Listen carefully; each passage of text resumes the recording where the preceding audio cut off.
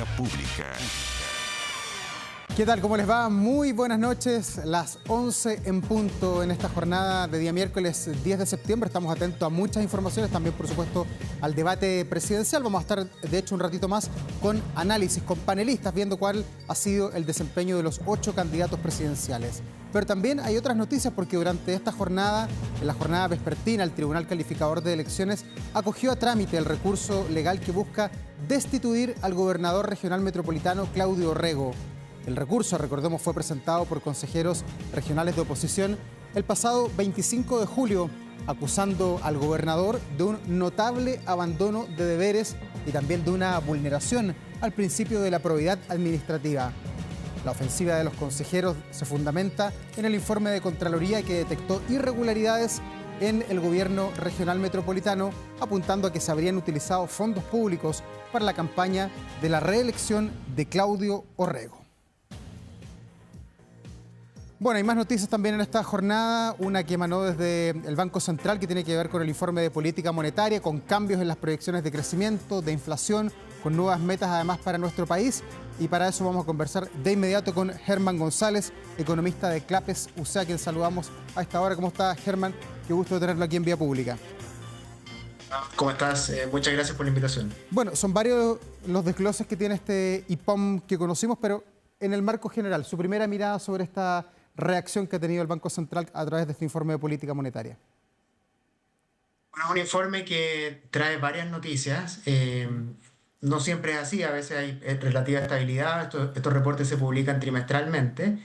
Y en esta ocasión estamos viendo una noticia positiva, ¿cierto? Una revisión al alza en el crecimiento previsto para este año y para el próximo, lo cual se sustenta en un mejor desempeño del consumo y también de la inversión, algo que creo yo que es importante destacar porque venimos de 2 años en que la inversión cayó y este año no solo se espera que crezca, sino que además hay una corrección al alza en las perspectivas para la inversión, lo cual es positivo porque además permite pensar en un mejor crecimiento en los años siguientes y en una recuperación del empleo, que es un factor que está bastante rezagado. Por el lado menos positivo, hay efectivamente una constatación de que la inflación está siendo más persistente de lo previsto, hay una corrección al alza en las proyecciones de inflación, y eso se traduce en que la política monetaria, la tasa de política monetaria no va a poder bajar tan rápido como pensábamos hasta hace algunos meses atrás. Ya, quedémonos en la inflación como primer punto, cambia la proyección de 3,7 a 4%. ¿Por qué nos ha costado tanto torcer esa curva que parecía, cuando comenzaba el año, se podía alinear, se podía encauzar las metas que tiene el país? Los factores que están detrás de esto son principalmente aumentos de presiones de costos, según señala el Banco Central.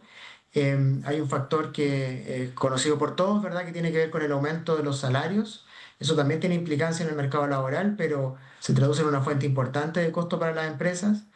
Otro factor que también ha sido relevante para explicar esta mayor inflación tiene que ver con el tipo de cambio, que se ha mantenido alto, ¿cierto? Cercano a 960, 970 pesos, es un factor que también presiona los costos de producción importados. Y el hecho de que la demanda también esté más fuerte, que esté más dinámica, también genera presiones de precios que están haciendo que efectivamente la tarea de bajar la inflación a la meta del Banco Central, que es 3%, esté siendo más difícil de lo previsto. Ya, y la proyección para el 2026, porque también se modifican de alguna manera los plazos y dice el IPOM que recién en el tercer trimestre, o sea, por ahí, por julio, agosto del próximo año, un año más, podríamos recién estar encauzándonos en la meta que tiene el Banco Central. ¿Se ve un panorama claro, oscuro? ¿Cómo lo definiría usted? Yo diría que la inflación, recordemos que llegó a estar por sobre 14% en 2022 Por la y pandemia, creo que es claro. importante constatar, claro, que la inflación ha bajado. Ha tenido una baja sustantiva desde el peor momento, pero la segunda parte, ¿verdad?, que es la parte menos positiva, es que la inflación, como decíamos, no ha vuelto a la meta del 3%. Se esperaba que eso ocurriera a principios del próximo año. Como tú bien dices, ahora se posterga esa convergencia para el tercer trimestre del próximo año. Digamos, el Banco Central está haciendo su trabajo para que ello ocurra, ¿verdad? Obviamente siempre hay riesgos sobre las variables macroeconómicas con la información que se tiene hoy día, El mercado también, y creo que eso es importante señalar, también espera que la inflación converja hacia el 3%. Las expectativas de inflación están ancladas a la meta. No hay una preocupación especial, particular, por un riesgo de desanclaje inflacionario. Pero bueno, vamos a tener que ver con el paso de los meses si esa proyección se cumple. Si no ocurre, lo que vamos a ver es que el Banco Central va a mantener las tasas de interés relativamente altas donde están hoy día, en 4,75%, por sobre el nivel neutral, porque esa es la herramienta que tiene para devolver la inflación a la meta del 3%. Ya, y de alguna manera, Germán, con este informe también uno puede mirar para atrás y ver las medidas que ha tomado el Banco Central, también el Ministerio de Hacienda, de alguna manera para intervenir la economía a lo largo del año. ¿Se han tomado malas decisiones? Estamos en septiembre ya del 2025, porque todas las metas que tenía Chile se han ido corriendo, todos se desplazaron, se corrió el horizonte un poquito. Lo que pasa es que cada vez que se toman decisiones, ¿verdad? Hay incertidumbre. Las decisiones no se toman, la económica en general, con certeza. Yo creo que, bueno, hay distintos tipos de decisiones económicas. Uno puede pensar en la política fiscal, donde efectivamente se han incumplido las metas fiscales durante los últimos años. Hay riesgo de que este año se incumpla de nuevo. Y en el caso de la política monetaria, bueno, efectivamente se pensó en algún momento que la política monetaria iba a ser suficiente, lo que se estaba haciendo para devolver la inflación a la meta. Y eso tiene que ver, insisto, con shocks que van ocurriendo en el camino que son inesperados. Y eso, digamos, es algo que siempre lamentablemente puede ocurrir. Ahora, es distinto por el lado de la política fiscal, donde hay mucho más control sobre los determinantes de la meta, que es el gasto público principalmente.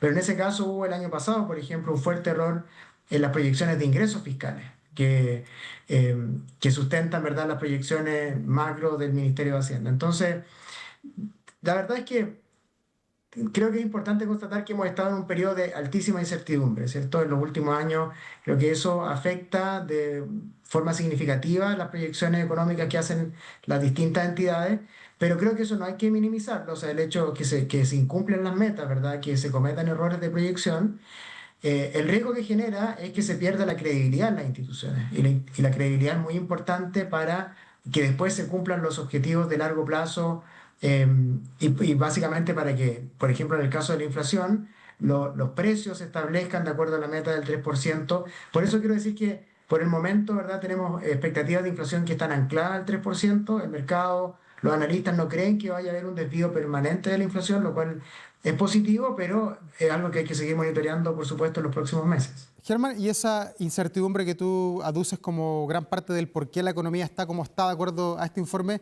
¿tiene también algún anclaje en lo político, en las elecciones presidenciales que Chile tiene a puertas y que me imagino al mercado, dependiendo si sale A o B, también están inquietando respecto a las políticas que proponen cada uno de los candidatos?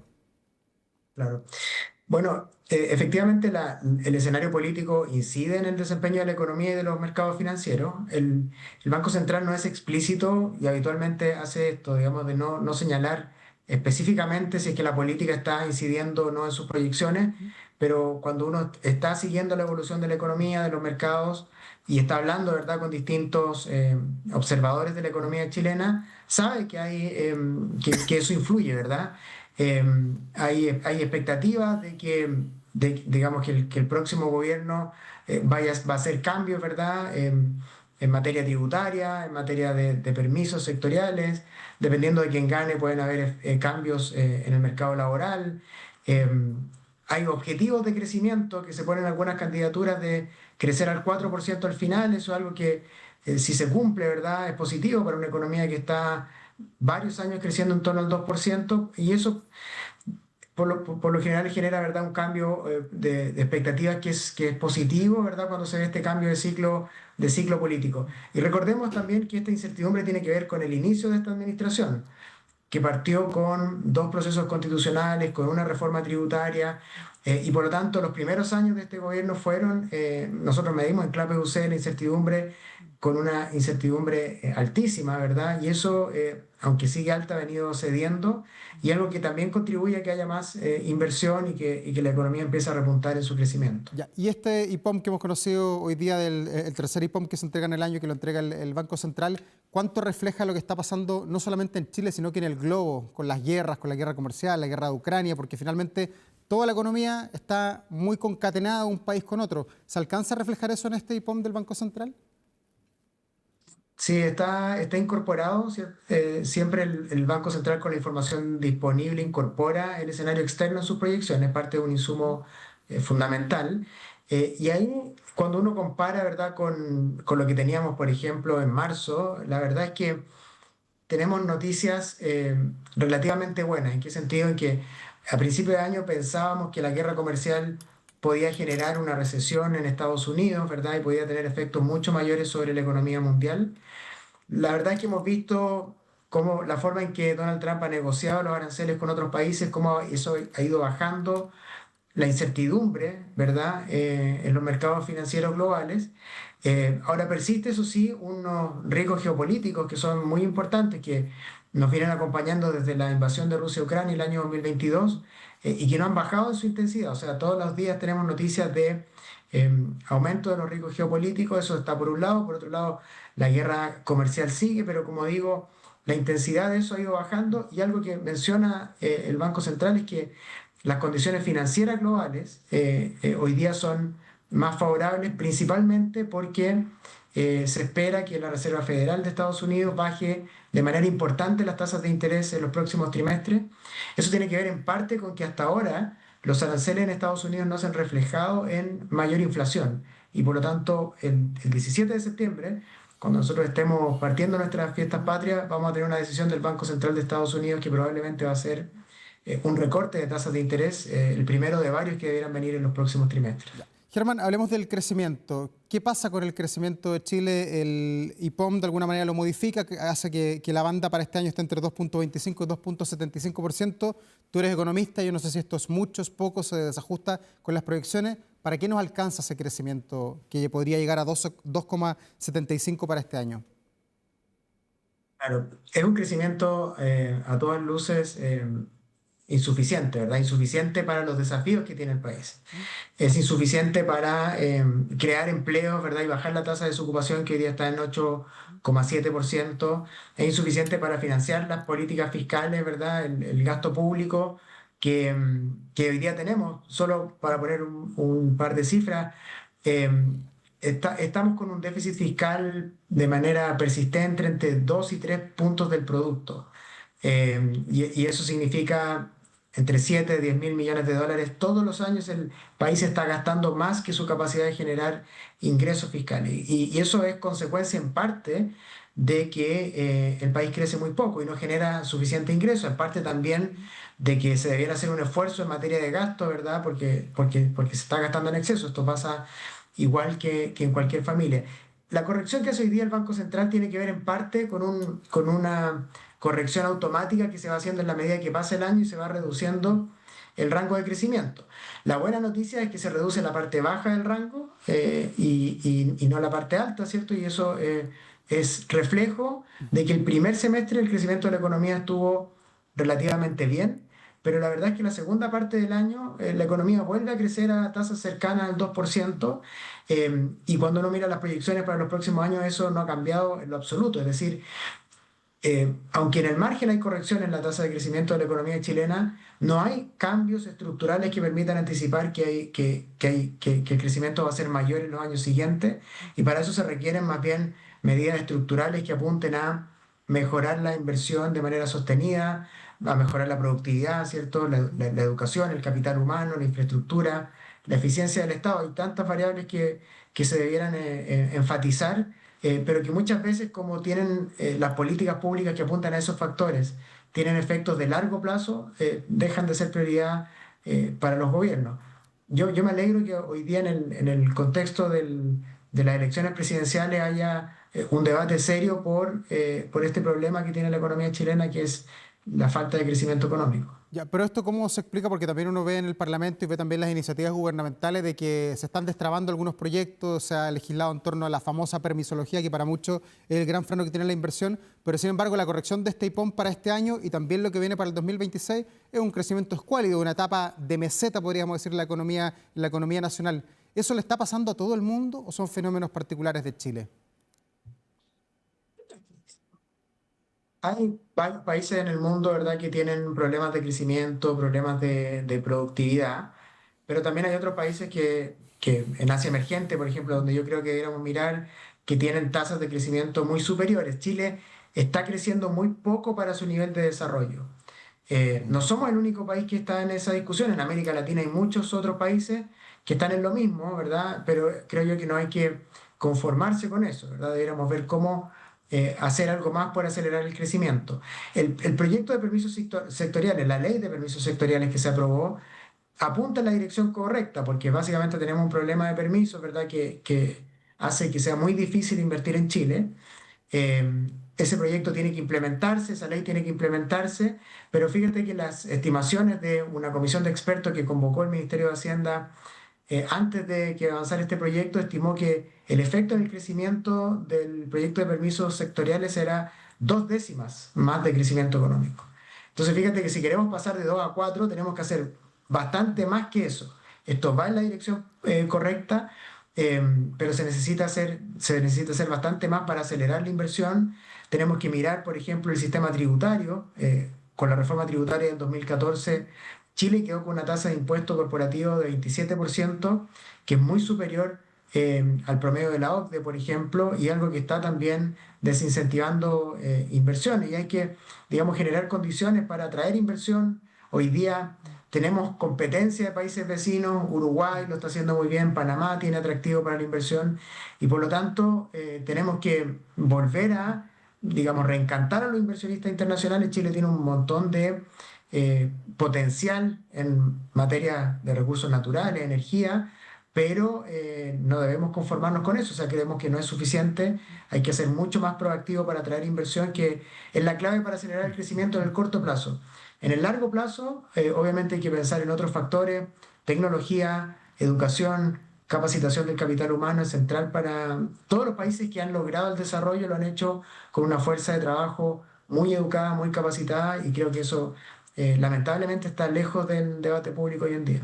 Entre los varios índices que mira este IPOM del Banco Central hay una mirada, un zoom también al mercado laboral, que nos ha sido bien comentado durante las últimas semanas y los últimos meses por el alto desempleo que tiene Chile, que está en torno al 8,7% y casi el 10% en lo que tiene que ver con las mujeres. Hoy día el Banco Central es bastante crítico, con leyes nuevas en Chile, la ley de las 40 horas y también la del salario mínimo. Antes de ir al fondo, Germán, quería preguntarte si es normal que el Banco Central se refiera a una política pública y que la mire de manera crítica. ¿Es normal esto?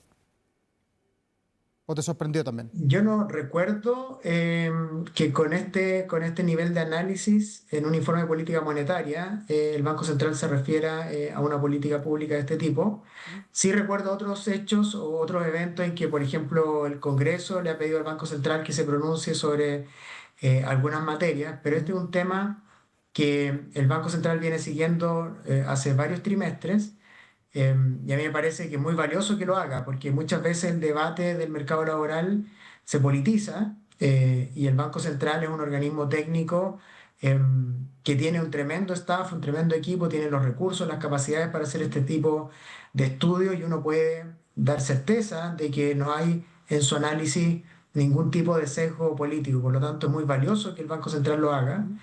Y básicamente lo que está diciendo, lo que está destacando es algo que en la teoría uno lo sabe, que es que las políticas que encarecen la contratación formal, como el aumento del salario mínimo por sobre, muy por sobre la inflación, o la jornada laboral de 40 horas, la reducción de la jornada laboral, lo que hacen es que probablemente tienen una buena intención, que es favorecer a los trabajadores, pero muchas veces en el debate público se deja de lado que esto también tiene efectos negativos sobre la creación de puestos de trabajo, y eso es lo que está constatando el Banco Central en sus últimos informes, y esto ojalá hubiese estado presente en la discusión legislativa y se haya escuchado antes, porque hubiese sido necesario, por ejemplo, para dar gradualidad a los aumentos de salario mínimo o mayor gradualidad a la reducción de la jornada laboral, porque, como digo, pienso que no hubo una mala intención al momento de hacer estas políticas públicas, pero más allá de eso,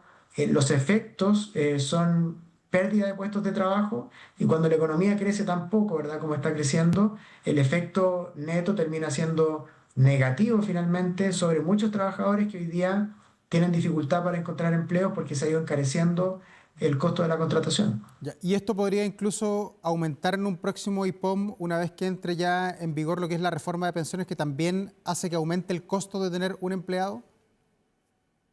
Bueno, efectivamente, esa es otra política que va a aumentar el costo de la contratación formal. De hecho, las estimaciones del Banco Central ponen especial énfasis en el aumento del salario mínimo, que es algo que ya ocurrió. La reducción de la jornada laboral es algo que está pasando y que va a seguir pasando en los próximos años, y por lo tanto, si a eso sumamos, ¿verdad?, el aumento de la cotización previsional, vamos a tener un efecto adicional al alza en el costo de contratación formal y eventualmente mayores impactos en la creación de puestos de trabajo. Y insisto, yo creo que esto es algo que uno teóricamente lo conoce, ¿verdad? Y hubiese sido muy valioso tener estos elementos antes de la discusión eh, para haber tenido una discusión, digamos, con mayores antecedentes sobre lo que está ocurriendo, especialmente cuando, como digo, una economía que no crece lo suficiente, porque es bien distinto implementar este tipo de políticas con una economía que crece al 3 o al 4% que cuando la economía crece al 2%, ¿verdad? Cuando hay mayor crecimiento, mayor inversión, es más factible, ¿verdad?, que la economía absorba estos puestos de trabajo que estas personas, ¿verdad?, que están quedando sin trabajo. Pero cuando la economía está débil, además en términos de crecimiento, el panorama se hace mucho más complejo, la verdad. Ya, ¿y el mercado laboral cuánto tarda en asimilar toda esta reforma? Porque esto ya es parte de Chile, están entre las regulaciones laborales que tiene el país. ¿Cuándo esto va a dejar de ser un lastre, un problema para la economía y va a estar asumido? Tener un empleado cuesta tanto por tal y tal cosa. Bueno, las empresas rápidamente empiezan, o sea, yo diría que las empresas ya están, las empresas más grandes, utilizando este efecto. El efecto me refiero al del aumento del costo de la contratación formal. De hecho, hay una discusión muy interesante en el informe de política monetaria respecto de evidencia no cuantitativa, sino más bien cualitativa respecto de que las empresas están empezando a automatizar procesos, a incorporar tecnología, a incorporar, digamos, nuevas herramientas tecnológicas como forma de, obviamente, incorporar el cambio tecnológico, pero también subsanar de alguna manera el costo que está teniendo la contratación formal. Es decir, los procesos que se están pudiendo automatizar, considerando también el costo mayor de la mano de obra, se están automatizando. Y eso es algo que está ocurriendo hoy día. Y también el reflejo de lo que está ocurriendo hoy día, que el desempleo, que tú muy bien decías, está en 8,7%. Antes de la pandemia, ¿cierto?, fluctuaba entre 6 y 7%. Es decir, hay un cambio que tiene, digamos, es muy probable que sea un cambio estructural en el mercado laboral, porque básicamente las empresas ya se dieron cuenta de este aumento de costo de contratación y están tratando, como digo, de sustituir, de ser más eficientes en sus procesos y reducir los costos de contratación por otros lados, digamos, con la incorporación de tecnología, por ejemplo. Ya, Germán, y con todos estos índices, con lo que hemos hablado, lo que lo refleja el IPOM, el PIB, el crecimiento, las proyecciones, la inflación, el mercado laboral, ¿es posible cumplir las metas que han propuesto algunos candidatos presidenciales de crear miles de empleos, 500.000, 600.000, hasta 1.000.000 se ha escuchado? ¿Es posible hacerlo en Chile con estos números que nos muestra el IPOM? Yo pienso que crear, por ejemplo, 1 millón de empleos, que es la cifra que se ha mencionado en una de las candidaturas, es un objetivo muy exigente. Porque cuando se menciona la creación de 1 millón de empleos, se hace referencia al primer gobierno del presidente Piñera, que se crearon efectivamente 1 millón de empleos, pero fueron circunstancias muy especiales, porque en ese gobierno es un gobierno después de la crisis financiera global, que partió con la reconstrucción post-terremoto y que además fue un gobierno en que la economía creció 5,4% promedio. Yo creo que ninguna de esas condiciones están hoy día. Por lo tanto, veo muy improbable que se pueda crear en los próximos 4 años 1 millón de empleos. Me parece bien que exista una intención, una ambición, ¿verdad? Pero creo que a esa proyección le falta realismo y por lo tanto hay que pensar, ¿verdad?, que ojalá la economía logre crecer al 4% como plantean algunas candidaturas, pero incluso en ese caso va a ser muy difícil crear 1 millón de empleos, cifras menores por supuesto que se pueden dar, pero el desafío de crear empleo hoy día con costos laborales mayores es mucho mayor del que había hace algunos años atrás, cuando efectivamente la economía logró crear 1 millón de puestos de trabajo en 4 años. Germán González, economista de Clapeusen, muchas gracias por esta entrevista, por ayudarnos a comprender este IPOM, que de repente es medio engorroso a la hora de leerlo, así que muchas gracias por ayudarnos a aterrizar el estado de la economía chilena. Gracias por la invitación, que esté muy bien. Gracias, buenas noches. Bueno, hasta ahora se está desarrollando el debate presidencial televisado de los candidatos al sillón presidencial, el sillón de O'Higgins. Vamos de inmediato con Ignacio Román, que tiene los antecedentes de estos primeros minutos, primeras horas del debate. ¿Qué tal, Ignacio?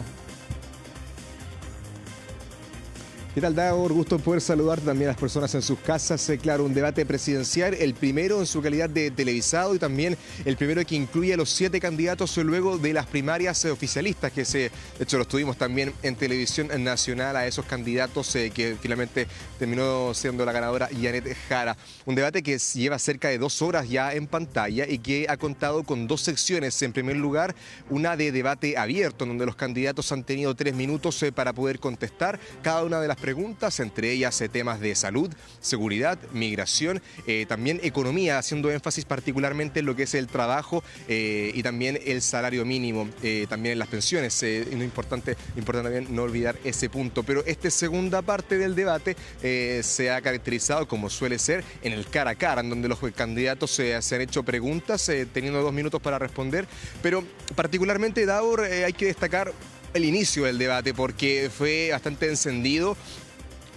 Una de las primeras intervenciones, de hecho, que tuvimos en pantalla fue el del candidato José Antonio Kast, que dijo que Janet Jara en uno de los encuentros anteriores le había tratado de mentiroso, cosa que ella nunca le había pedido disculpas. Ella rápidamente respondió al candidato, lo que generó varias reacciones también en redes sociales, como ella le responde: no te voy a permitir que me trates de mentirosa y te lo digo a ti, sobre todo eres tú quien ha levantado mentiras en este país y de forma cobarde, haciendo alusión a este reportaje también en donde se hizo alusión a la cantidad de cuentas vota, estos trolls también en redes sociales, y la candidata oficialista instó al candidato del Partido Republicano a poder responder sobre esa acusación, en el fondo, si es que el Partido Republicano en la candidatura de José Antonio Kast está detrás de estas cuentas, lo que eso no ocurrió. Finalmente el candidato no le respondió a la candidata Janet Jara y así es como finalmente empieza este debate abierto, esta primera sección de este encuentro entre los 8 candidatos presidenciales.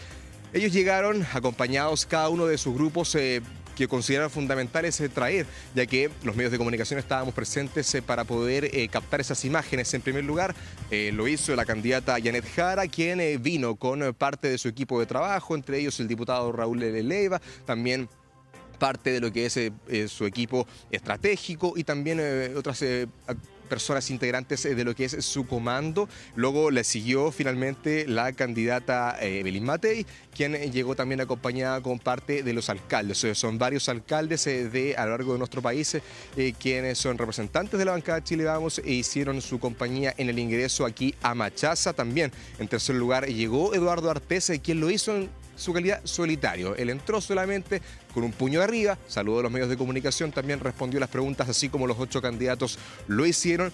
En cuarto lugar lo hizo Johannes Kaiser, quien entró acompañado de la mano de su esposa y también respondió las preguntas de los medios de comunicación.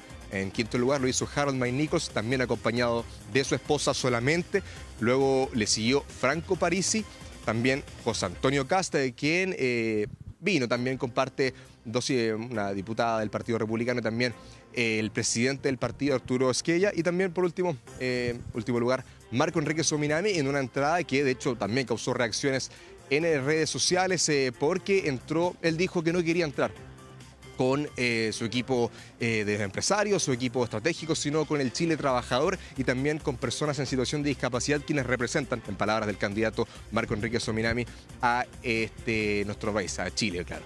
Esos fueron los ingresos de los 8 candidatos y yo les decía, un debate que lleva cerca de 2 horas, empezó cerca de las 9:30, luego de estos ingresos por los medios de comunicación y que hasta esta hora se desarrolla. Es el primer debate, por cierto, y que traerá varias reacciones, particularmente este momento que hoy les mencionaba entre el candidato José Antonio Kast y la candidata Janet Jara, donde evidentemente rápidamente se vieron las caras en estas alusiones, en estas interpelaciones que se hicieron, llamándose mentirosos el uno al otro lado. Eso es parte de lo que hasta ahora podemos comentarles y por cierto vamos a estar muy atentos a lo que va a ser la conferencia de prensa posterior a este debate en donde los candidatos podrán responder las preguntas de los medios de comunicación, sobre todo de estas cosas, de estos temas álgidos que han salido en estas intervenciones que han tenido los candidatos presidenciales. Gracias, Ignacio, por este reporte. Seguimos atentos, por supuesto, a las conferencias. Que estén muy bien. Bueno, y queremos analizar lo que ha sido hasta ahora el debate. Estamos acá en el estudio con Pablo Matamoros, investigador del Centro de Democracia y Opinión Pública de la Universidad Central. Bienvenido, Pablo. Hola, ¿qué tal? Muy buenas noches. Gracias por la invitación. Y también Ignacio Dimas, cientista político y gerente de Imaginación. Lo primero para ambos, ¿cuál es el primer comentario sobre este debate? Vimos hartas fricciones al comienzo. Pablo. El primer comentario es que el formato era un poco incómodo, no dejaba responder, se acababa el tiempo, creo que el formato no dejaba desplegar mucho las respuestas. Ese es el primer comentario. Segundo, que al parecer algunos candidatos, se veía más fuerza en algunos candidatos y quienes llevaban un poco la batuta. Siento que de repente un poco Jara y Kast hablaban como si estuviesen en segunda vuelta. Se notaba por cómo los ataques del resto de los candidatos. Pero sigue el debate, o sea, creo que avanza, hubiese sido mejor. Es bien complejo y es democracia, creo yo. O sea, muy bien que existan 8 candidatos, pero se hace muy difícil un diálogo entre tanta gente. Ignacio, ¿cómo? Probablemente lo más débil del debate ha sido el formato. El segundo tema que quedaba cada uno de los periodistas que preguntaba, quedaba muy escaso tiempo para que las candidaturas lograran hablar y desarrollarse y desenvolverse, ¿cierto? Agotaban mucho el tiempo en la primera pregunta y eso, por supuesto, por ejemplo, dejó seguridad con escaso tiempo para poder abordarlo, cuando que es una prioridad ciudadana, ¿cierto? Y lo otro, probablemente, hemos visto que las candidaturas que tenían que ir a hacer una ofensiva, que era Jara y Matei, probablemente dejaron bastante que desear en esta oportunidad. Y en lo que alcanzaron a ver del debate, que está casi terminando, ¿quién va ganando? ¿Quién ha sido el gran ganador? ¿O hay un gran ganador o no hay? Yo no sé si hay un gran ganador, porque no, por lo menos hasta donde alcanzamos a ver no había un gran contraste de ideas, de posiciones. Sí había, yo creo, una especie más de como aplomo en algunos candidatos y se notaba que la atención eran todos contra, por ejemplo, todos contra Jara, todos contra José Antonio Kast. Se notaba un poco un movimiento. Creo que hay los candidatos que no tienen nada que perder, por ejemplo, Meo, que ya es un viejo zorro en esto, o sea, se maneja bastante bien, también llevaba un poco la pauta. Y hay una cosa interesante, yo creo que destacar, creo que en este han aprovechado muy bien el formato televisivo, manejan muy bien las redes sociales, por ejemplo, José Antonio Kast y Kaiser. Ambos, como hablaban, una cuña cortita que yo ya la veía cortada en un posteo, o en una red social, en TikTok, en Instagram, que van a tener muchos productos para eso. Me llamó la atención, sí, también como la respuesta un poco y como la templanza de Jara, como que un poco a la defensiva. Varias veces no voy a responder esto, ¿no? Y eran preguntas, no la estaban molestando, estaban haciendo preguntas importantes sobre el programa y se cohibía. ¿Y para ti, Ignacio, hay un ganador en este debate? Sí, los ganadores para mí son Kast y Marco Enrique Ominami. Marco Enrique Ominami fue a buscar a Jara permanentemente y la acorraló en muchos momentos, se le vio incómoda a ella y por supuesto pareciera de que hay de repente votantes y electores de izquierdas que de repente ven con alguna tentación a Marco Enrique Ominami, porque aparte habló mucho de Estado, ¿cierto? Pausado. Efectivamente lleva 5 candidaturas presidenciales. ¿Se esperaba que sea tan duro con Janet Jara? Yo creo que sí, porque finalmente al menos ese es el espacio que él tiene que ir a buscar, ¿cierto? No creo que vea un electorado moderado, ¿cierto? Un electorado más bien de corte extremista el que busca. Él busca más bien un electorado de izquierda, ¿cierto? Ser la amenaza de Janet Jara. Y el otro ganador para mí fue Kast, quien con su templanza, ¿cierto? También ya teniendo 3 elecciones en el cuerpo, logra poner temas, logra interpelar a Jara, siendo sumamente pausado, elegante y educado. Y eso exasperó a Jara en cierto momento, y eso fue bastante malo. En el tema de los bots, por ejemplo, exasperó a Jara y básicamente Jara se salió de sus casillas en un par de momentos. Ya, pero se esperaba que partiera tan duro el debate, porque la primera pregunta, el primer minuto fue como una va, otra viene. Sí, y sabes que ahí hubo, viendo el formato, fueron muy malos porque se expandieron y después siguieron los otros temas, seguridad, los otros temas como que les quedaba poco. Sí, o sea, yo creo que se esperaba. Yo creo que es bien complejo citar todo el debate, porque también es un debate muy de élite, esto de los bots, los trolls, las distintas clasificaciones, cosas que hacemos en la universidad, desinformación, propaganda, esto es más complejo de lo que se está hablando. Creo que es difícil centrarlo en eso porque también es parte de una campaña también. Las campañas negativas son parte de este ecosistema de campaña. Yo creo que fue duro al principio, fue complejo, pero fueron avanzando. Pero vi poco desarrollo, posibilidad de desarrollo de ideas muy claras, o sea, contar un programa, contrastarse. Ahí uno que me llamó la atención fue Harold May Nichols, que es como que un candidato que por lo menos hablaba desde un país como muy correcto.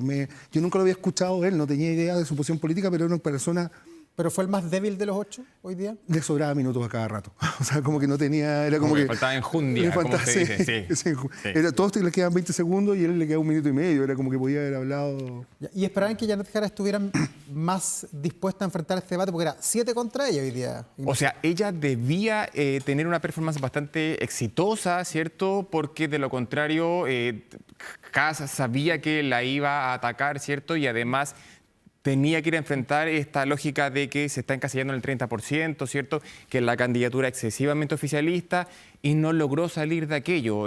Se quedó entrampada en el tema de los bots y eso, por supuesto, no llegó a, por ejemplo, tener propuestas programáticas. Por ejemplo, en el tema de salud, cuando se habló en el primer bloque, ella prácticamente le quedaron 20 segundos para hablar y no dio ninguna idea más allá de la experiencia ella como ministra. Sin embargo, esa experiencia como ministra también es la tremenda cruz que ella lleva en la espalda porque es la candidata de un gobierno que finalmente es bastante impopular. Y ahí yo creo, se me quedó en el tintero, que lo que logró Marco Enrique es contrastar, espejarse con Jara. Creo que eso fue bastante, o sea, ponerse de 1 a 1. En teoría él es un candidato más débil, se supone, y Jara es una candidata que diría... Pero le faltó preparación, le faltó coaching, porque también le criticaron varios que ella no estuvo en los debates. Quizás le faltó eso que podría haber servido como más experiencia. Sí, sí. Y también sus respuestas aquí fueron como no voy a responder. Y no insisto, no le estaban haciendo preguntas como inapropiadas, eran preguntas... le preguntaron sobre su programa, cuánto costaba, ciertas políticas públicas, y dijo, no voy a responder eso porque no quiero. Lo vea el programa. Es como extraño, no se vio muy desarrollada en eso. Y en este debate, ¿cómo vieron a Franco Parisi? ¿A qué jugó? También es un experimentado, va con su tercera elección, fue bien directo y repartido para todos lados. Franco Parisi, si pudiera recortar la plata de los políticos, que básicamente en eso basó su relato del debate, podría alcanzar la plata para todo en este país, pero se sabe que eso es imposible, el recortar los sueldos a las tiendas parlamentarias o a los políticos, eso es una plata bastante menor respecto a una política pública importante, ¿cierto? Y por otro lado también fue bastante interpelado, eso sí, ahí sí uno había que destacarlo de Harold Nichols cuando le habló sobre el tema de las minas antipersonales, sí, por ejemplo.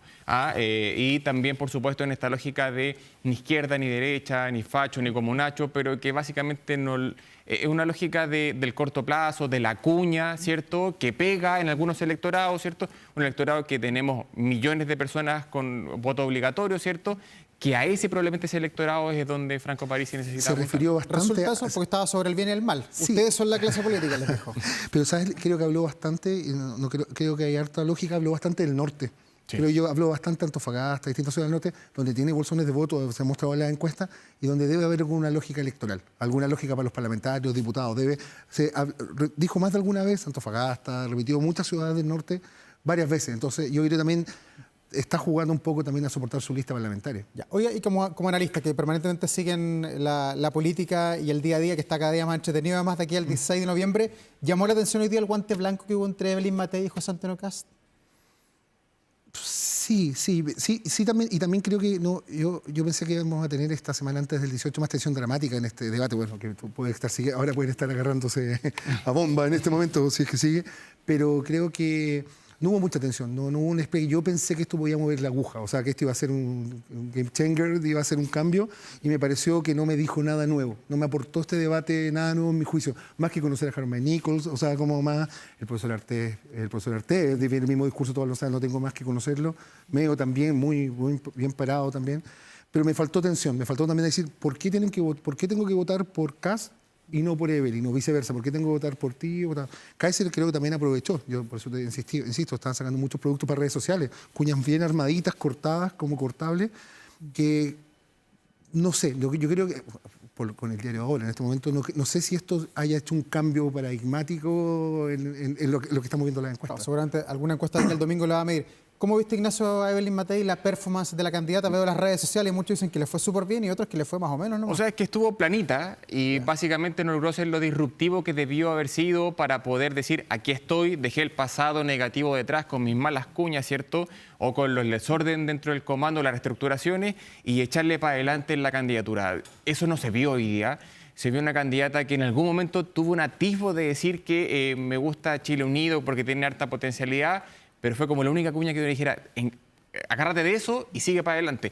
Eso no logró tener Evelyn Matei en todo el debate y sí efectivamente llamó la atención de que, por ejemplo, incluso en el tema de los bots, no fuera tan categórica en ciertos temas, como por ejemplo lo fue Janet Jara. Ya, pero que- Evelyn Matei, la que vimos hoy día, ¿es la misma que hemos visto todas las semanas y todo el año o fue una Evelyn Matei distinta? Yo creo que en realidad es la tónica de su comando y de su candidatura, que hoy día está como adormecida, que no logra echarle petróleo al camión, y el camión pareciera que todavía está partiendo cuando nos queda menos de 2 meses para la elección. Pablo.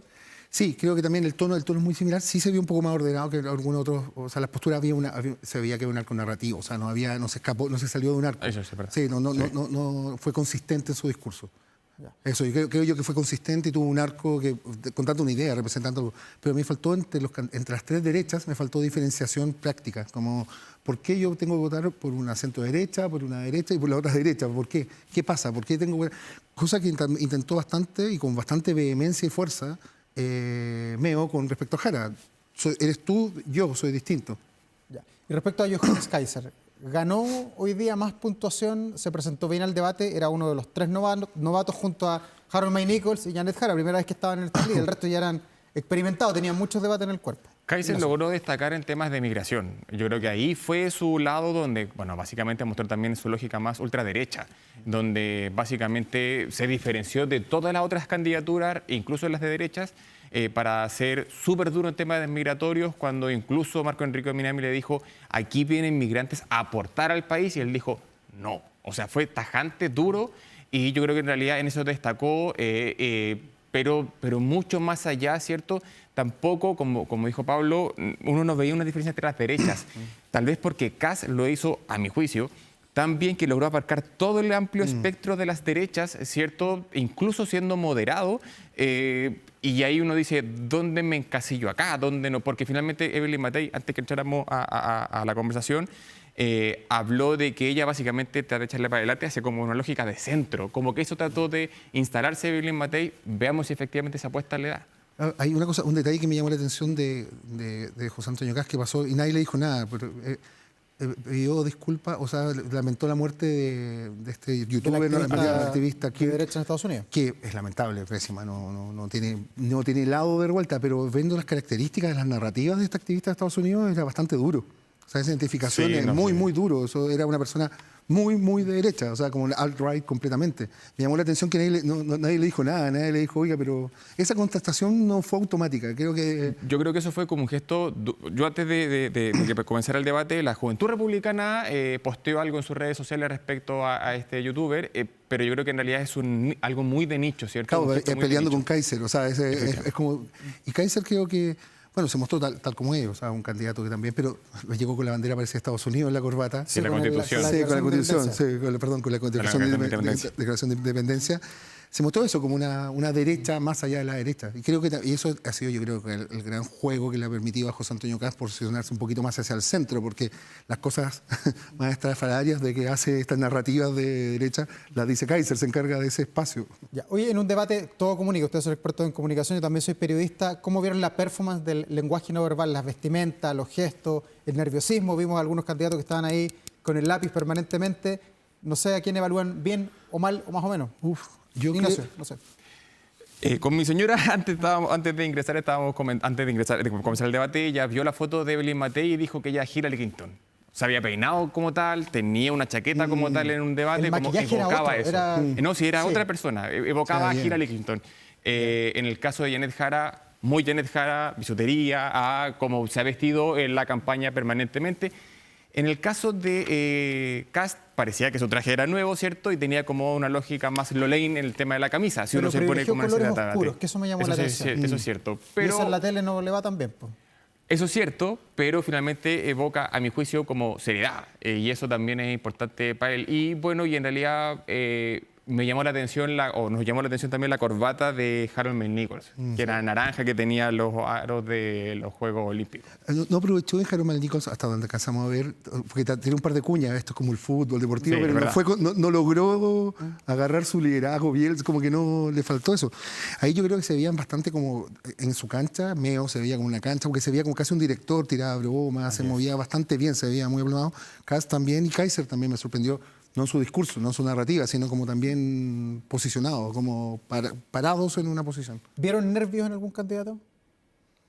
O sea, yo creo que Janet Jara estaba nerviosa porque por algo en un momento Como se que desencajó. Se amurró, yo creo que ese es el dice- término chileno. Cuando dice no voy a contestar eso. O sea, no voy a contestar, que lo vean en mi programa, claramente no tenía esa cifra en su cabeza, ¿cierto? Interpeló permanentemente y de forma muy dura, a mi juicio, a José Antonio Kast. No debió haberlo hecho porque Kast se mantuvo muy templado en ese sentido y eso fue bastante negativo para ella. Fue un mal debate, a mi juicio, para Janet Jara. Sí, no logró reencantar, entendiendo y al parecer, si sigue todo así, va a seguir con este mismo 30% del gobierno. Como que no logró diferenciarse. Es muy difícil también con las cifras que tiene este gobierno de aprobación en las encuestas, que son todas similares, de diferenciarse.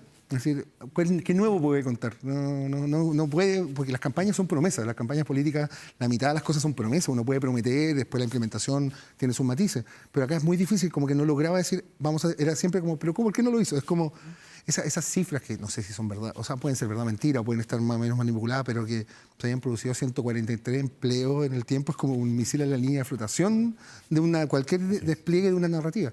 Yo lo digo solamente desde el punto de vista de análisis del discurso. Y para empezar, Kast dijo que se asesinaba una persona en Chile cada 8 horas. O sea, es muy, muy dura esa cifra, ¿cierto? Y de ahí en adelante uno no puede tejer nada, ¿cierto? Porque finalmente, ¿qué te ayuda? ¿De dónde te agarra, cierto? Pero Janet Jara evidentemente perdió permanentemente la oportunidad. Una última pregunta para ambos. ¿Cuánto mueve esto la intención de voto? Quedan poco más de 2 meses para la elección, 70 días más o menos. ¿Sirve de algo esto o es un dato nomás para la decisión que tiene que tomar cada uno? De acuerdo a la experiencia de los últimos debates, sirven. O sea, me acuerdo del 2021, ¿se acuerdan cuando los problemas de los retiros con Sichel movió? Hasta donde alcanzamos a ver, o sea, pues, pero no sé qué ha pasado. Yo creo que este no movió tanto. No sé, no vi nada muy distinto a los candidatos. Salvo al principio, que se Salvo al vieron principio, duros. sí, pero distinto. Oferta de la parrilla, que quiero esto. No me costó. No sé.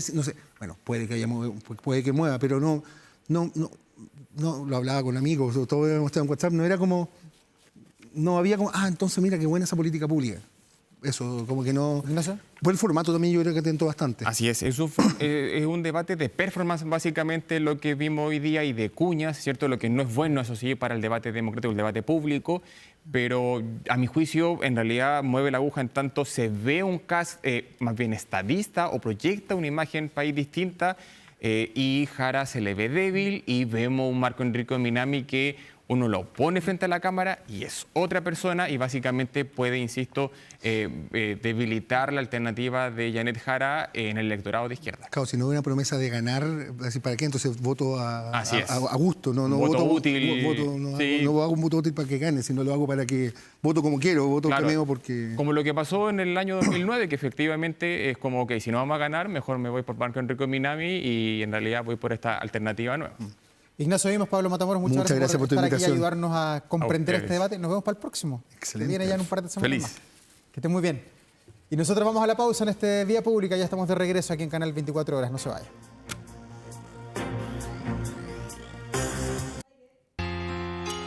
(23:58) Ya estamos de regreso en este día de análisis político, del debate, de la economía, a puertas además del 11 de septiembre, donde mañana se van a conmemorar 52 años ya del terrible golpe de Estado, el quiebre de la democracia en nuestro país. Va a haber una ceremonia ahí en La Moneda que va a ser encabezada por el presidente Gabriel Boric.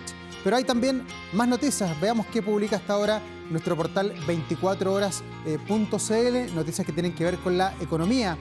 Comisión de Economía de la Cámara rechazó el proyecto que prohibía el uso de la UEF, de la Unidad de Fomento. Entre los argumentos se encontraban el de proteger a las personas frente al alza en el costo de la vida. Ese era el punto de vista político, pero claro, se puso la pelota al piso, se escuchó también a los economistas que esto de alguna manera no iba a fomentar el crecimiento del país, el terminar con las deudas y iba a desincentivar muchos factores que están hoy día ponderando la economía local. Veamos cómo está Santiago. Mañana prepárense, estamos en septiembre, invierno todavía, pero mañana miren, mañana va a ser un día de verano, es como que estuviéramos en la primera quincena de enero, pero estamos saliendo recién del invierno. Santiago se aproximará mañana a los 30 grados, quizás los superamos en algunas comunas, en sectores como Melipilla, por ejemplo, aquí en la región metropolitana. Hacia el fin de semana ya se estabilizan las temperaturas, pero claramente ya están los aires primaverales. La próxima semana tenemos muchas celebraciones, así que a prepararse en todo el país. Pero nos despedimos con buena música como siempre. Joe Perry, el icónico guitarrista de Aerosmith, que cumple hoy 75 años, un genio de la guitarra. De hecho, Perry se ubicó en el puesto número 84 en la lista de los 100 guitarristas más grandes de todos los tiempos, elaborada por la revista Rolling Stone.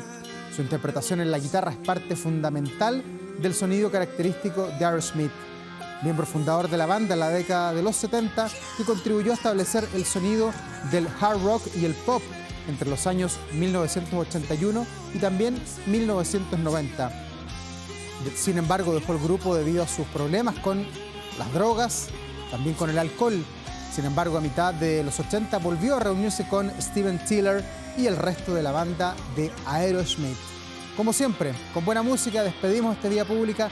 Gracias a ustedes por estar allí, por acompañarnos cada noche aquí en Canal 24 Horas. Que tengan un buen descanso. Nos reencontramos mañana muy temprano aquí en el canal de noticias. Chao, chao.